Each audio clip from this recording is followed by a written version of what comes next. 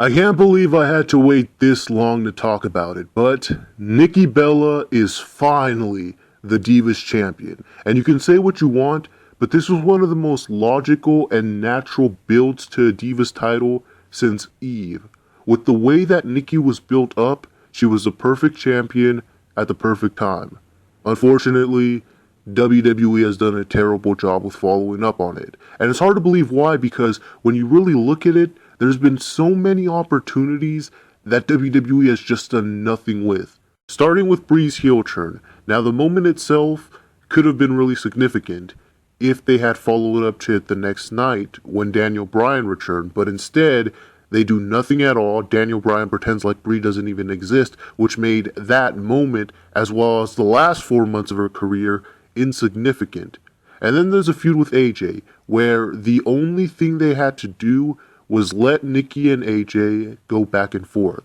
They didn't even have to do anything special, just let Nikki talk as much as AJ. That would have been enough to make it work because they already had everything else down just fine.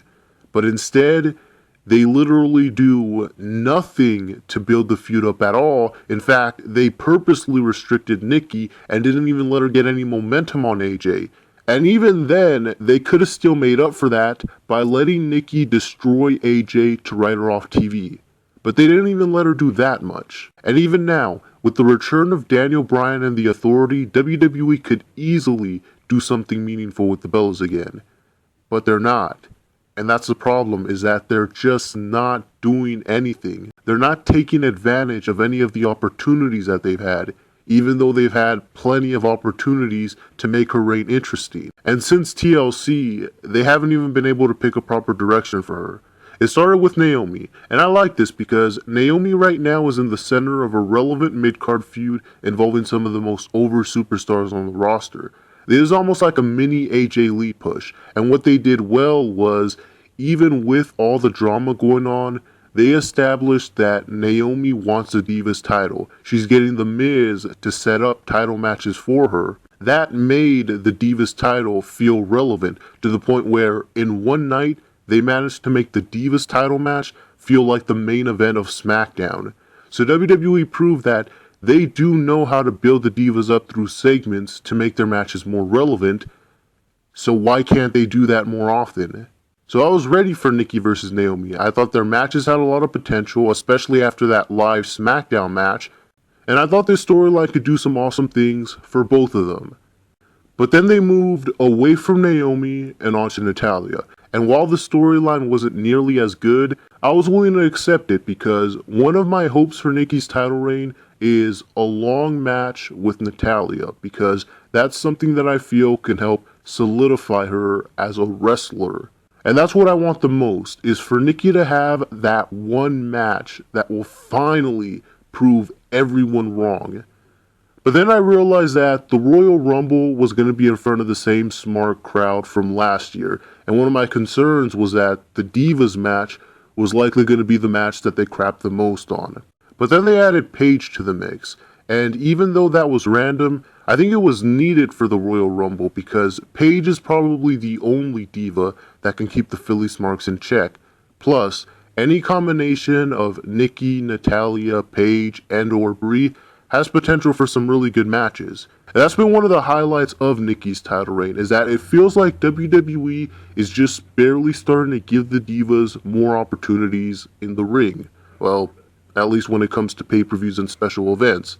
And that was proven last week when Nikki versus Paige got about 12 minutes on main event.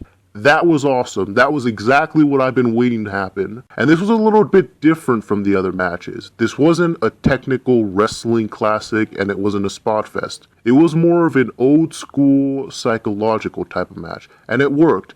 And one interesting point that someone brought up was that the psychology of the match was perfect because rather than Nikki spending 10 minutes working over Paige's arm just to set up for the rack attack, she tried to finish her off with the cross arm breaker. I thought that was a really nice touch. This was a well put together classic heel beatdown match, similar to Brie versus Stephanie. This was a prime example that Nikki knows her game really well. My only complaint is that I would have preferred more back and forth action. I can understand if they wanted to hold back a little bit because they know they're going to get more rematches after this, but I don't know if they'll ever get this amount of time again, which is why I feel like they should have just pulled out all the stops here, do the big spots, do the false finishes, go through a flaming table. This was a perfect chance to do all of that. But for what they did do, this was a well put together, good wrestling match. And hopefully it won't be the last. And that's just scratching the surface of Nikki Bella's title reign so far.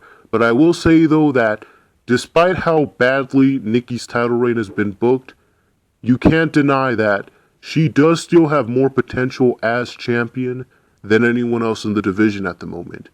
WWE just isn't using it, and it's so easy to fix. All they have to do is put Stephanie back in Nikki's corner.